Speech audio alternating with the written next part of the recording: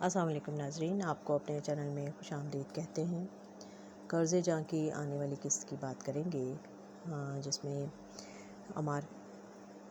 میں کہ برہان کہتا ہے کہ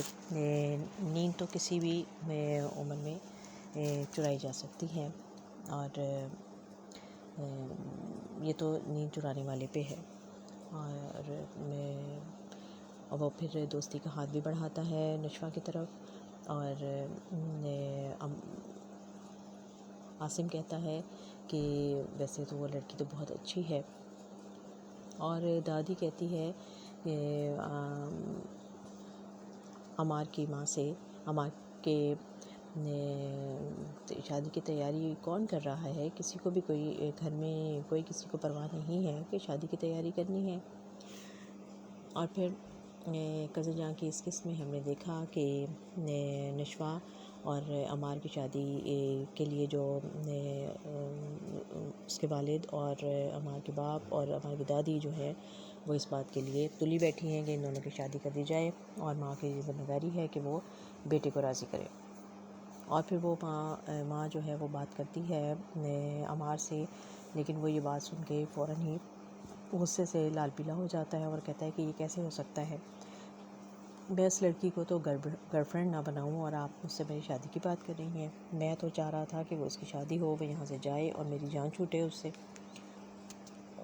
وہ تو ویسے ہی آپ کو پتہ ہے کتنی تیز دماغ کی لڑکی ہے، اور وہ تو میرا جینا دوبھر کر دے گی۔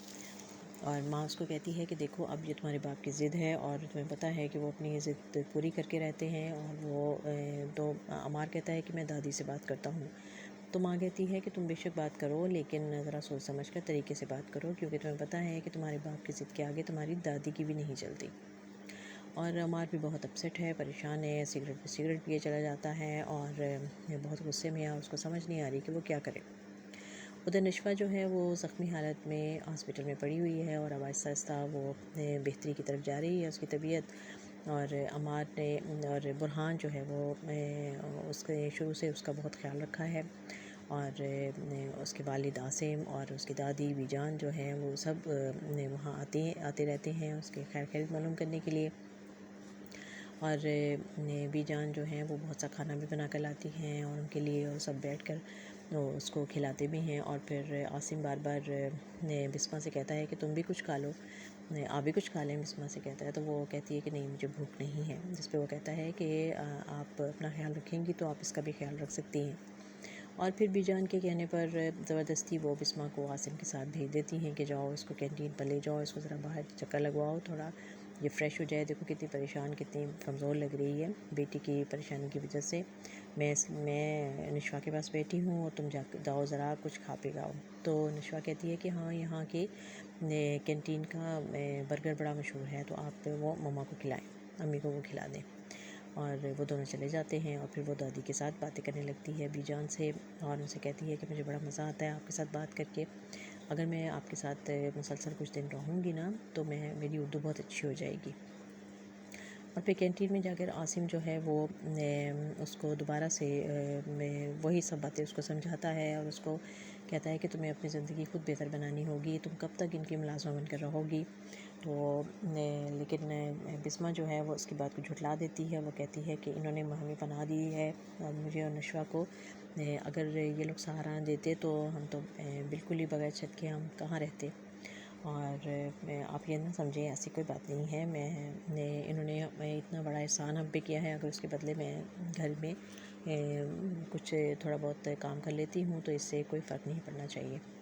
عاصم اس کو پھر بھی کہتا ہے کہ میں ابھی بھی میں تمہیں ساتھ دینے کے لیے تیار ہوں، اور اپنا ہاتھ بڑھاتا ہے اس کی طرف، لیکن وہ اس کو پرواہ نہیں کرتی اور وہ موڑ لیتی ہے اپنا۔ اور ادھر گھر میں وہی ساری باتیں چل رہی ہیں، ٹیبل پہ جب سب کھانا کھا رہے ہوتے ہیں بیٹھ کے، تو باپ کہتا ہے کہ کبھی کہاں گیا ہے عمار نے، کبھی تو اسے کہو کہ ہمارے ساتھ بیٹھ کر کھانا کھا لیا کرے۔ اور پھر تھوڑی دیر کے بعد عمار آ جاتا ہے، اور وہ آ کے دیکھتا ہے تو اس کو کھانا پسند نہیں آتا، تو ماں کہتی ہے کہ بس بسمہ کے ہاتھ سے تو اگر کوئی سبزی بھی بنائی ہو اس نے تو یہ بڑے مزے سے کھا لیتا ہے، اور میرے ہاتھ کی بنی ہوئی شاہی حلیم بھی اس کو پسند نہیں آ رہی ہے، اچھا ہے یہ بسمہ اور نشوہ ہی اس کو سنبھالیں گے۔ تو وہ عمار جو ہے وہ اس پہ بڑا منہ بنا لیتا ہے. تو باپ کہتا ہے اسے کہ زیادہ نخرے مت کرو، کھانا کھاؤ بیٹھ کے، اور اگر تمہاری حرکتیں صحیح نہ ہوئیں، جیسے تم نے قدسیہ کے سامنے ہماری بہت انسلٹ کروائی ہے، ورنہ آج تم آرام سے اس کے داماد بنے ہوتے. تو عمار غصے سے اٹھ جاتا ہے ٹیبل سے اور کہتا ہے کہ مجھے کسی کا داماد نہیں بننا ہے، اور نہ مجھے فریہ سے شادی کرنی ہے اور نہ ہی مجھے نشوہ سے شادی کرنی ہے. باپ کہتا ہے تو ٹھیک ہے، پھر میں نہ کرو، دونوں میں سے کسی سے شادی نہ کرو. میں پولیس والوں کو فون کر کے بتا دیتا ہوں کہ ماہین کا ریپسٹ جو ہے وہ عمار یہاں بختیار اس ہمارے گھر میں ہے، وہ آ کر تمہیں گرفتار کر لیں گے. جس پہ وہ پیر پٹکتا ہوا وہاں سے چلا جاتا ہے.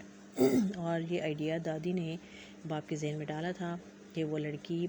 جس کا جو کہ اس گھر میں چلی آئی تھی اس کا چکر ہے. تو دادی بھی یہی چاہتی ہے کہ کسی طریقے سے شادی ہو جائے تاکہ گھر کی لڑکی جو ہے وہ گھر میں رہے، اور اس کو پتہ ہے کہ نشوہ سمجھدار ہے، اور نشوہ جو ہے وہ اس سے شادی کے لیے اگر ہم اس کو زبردستی کر لیں گے تو عمار کی شادی بھی ہو جائے گی، اور اس گھر میں جو ہے وہ اپنا خون ہے ہمارا اور اسی گھر میں رہے گی، کیونکہ کہیں اور تو عمار کی حرکتوں کی وجہ سے اس کو کہیں اور رشتہ نہیں ملے گا. لیکن نشوہ کو بھی یہ چیزیں پتہ نہیں ہیں، وہ ہاسپٹل میں ہے اور پھر ایسا اس کی طبیعت ٹھیک ہو رہی ہے، اور دوسرا برہان جو ہے اس کا بہت زیادہ خیال رکھ رہے ہیں. اور پھر وہ جب آتے ہیں ہاسپٹل میں سے ملنے کے لیے تو نشوہ کہتی ہے کہ میں بالکل ٹھیک ہوں، مجھے گھر جانا چاہیے. تو وہ کہتے ہیں کہ تمہاری انہی حرکتوں کی وجہ سے میں نے ڈاکٹر کو منع کر دیا تھا کہ اس کو گھر مت جانے دیں، کیونکہ یہ گھر جا کے بالکل ریسٹ نہیں کرے گی، اپنا خیال نہیں رکھے گی، اور اس وجہ سے میں نے ان سے کہہ دیا تھا کہ وہ تمہیں جلدی چھٹی نہ دیں. کہتی ہے تو اچھا، مجھے یہاں بھی چھٹی آپ کی مرضی سے ملے گی. اور وہ کہتا ہے کہ ہاں بالکل، میں تمہارا بہت خیال رکھتا ہوں اور رکھوں گا، اور میں تو تمہارے لیے بہت کچھ کر سکتا ہوں اگر تم کروانا چاہو تو. اور اس طرح ہنسی مذاق میں دونوں جو ہیں وہ دونوں ایک دوسرے سے اچھے موڈ میں بات کرتے ہیں. اور وہ پھر کہتا ہے کہ میں ڈاکٹر سے بات کرتا ہوں اور تمہیں چھٹی مل جائے گی، کیونکہ اب لگتا ہے کہ تمہارا مزاج ٹھیک ہو گیا ہے. اور ادھر وہ پھر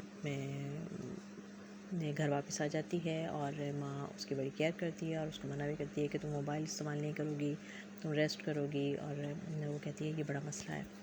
اور پھر اس کی کزن بینش جو ہے وہ بھی اس سے ملنے کے لیے ہاسپٹل میں آتی ہے، اور اسے پھول دیکھ کر کہتی ہے کہ ارے بھائی تو برہان بھائی لائے ہوں گے.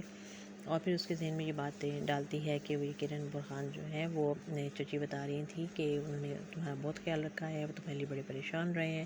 جب تک تم بے ہوش رہی ہو وہ یہیں ہاسپٹل میں رہے ہیں، کہیں گھر نہیں گئے،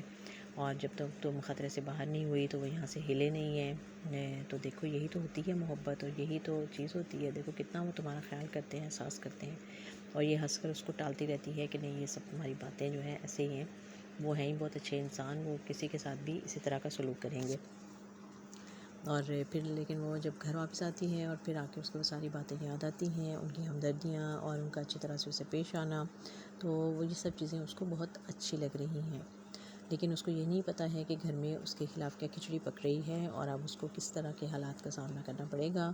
جب نشوہ پہ ساری باتیں کھلیں گی تو کیا ہوگا، اور بسمہ جو ہے وہ اس ساری باتوں کو کیسے اب کنٹرول کر پائے گی، کیا وہ اپنی بیٹی کو ان حالات میں اس گھر سے بچا پائے گی یا نہیں، جو اس نے مظالم ساری عمر اس نے برداشت کیے ہیں اس بچے کے خاطر. اب کیا وہ اس کو یہاں پر پھنستا ہوا دیکھ پائے گی یا نہیں، اور اس کے لیے کیا وہ کوئی بڑا قدم لینے پر مجبور ہوگی. تو دیکھتے رہیے یہ خوبصورت ڈرامہ قرض جاں.